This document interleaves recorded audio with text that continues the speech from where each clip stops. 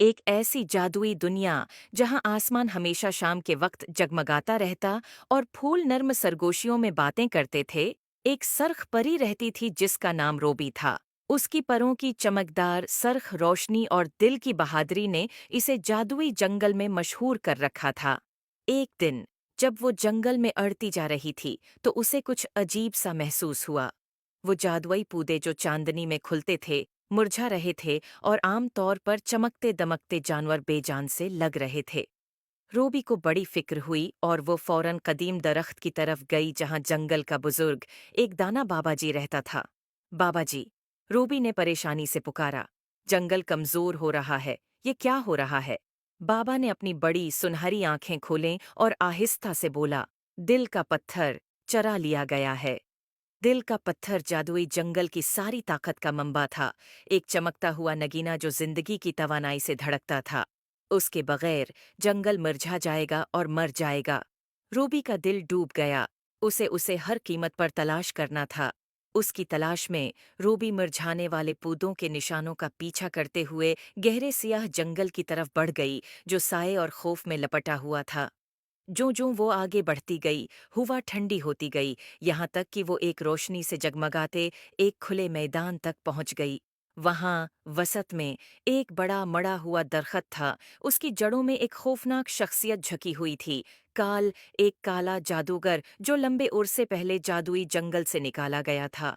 इसके हाथों में दिल का पत्थर कमजोर रोशनी से धड़क रहा था।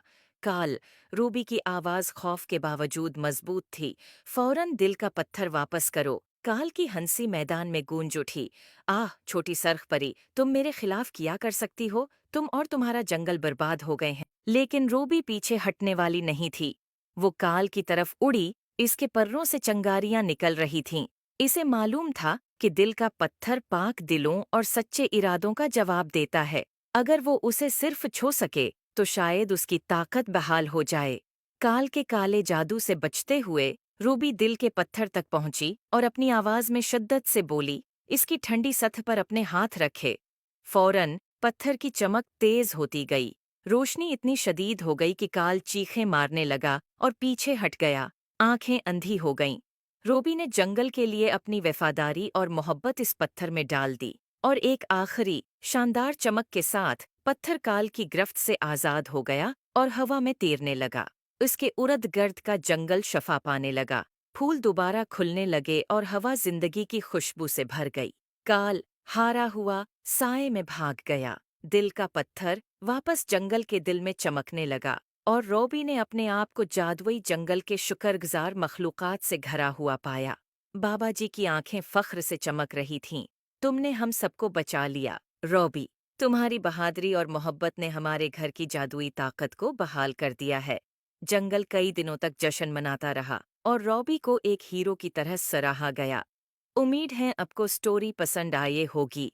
Please like and subscribe my YouTube channel.